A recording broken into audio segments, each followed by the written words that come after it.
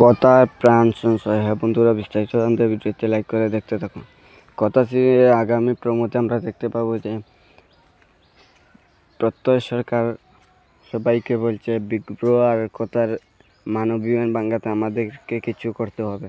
তখন ঋতু বলে হ্যাঁ আমারটাই একটা আইডিয়া আছে। তখন আক্কি বলে কী আইডিয়া? তখন বলে আমি আসছি, একটু দাঁড়াও। তারপর ঋতু গিয়ে কয়েকটা চিরকুট নিয়ে আসে, এসে বলে এই চিরকুটে যে কিছু লেখা আছে সবটা অন্য একজনকে অভিনয় করে দেখাতে হবে। তখন সবাই নিজের মতো অভিনয় করছে। তারপর কত একটা চিরকুট উঠানোর পর সেখানে লেখা ছিল আই লাভ ইউ।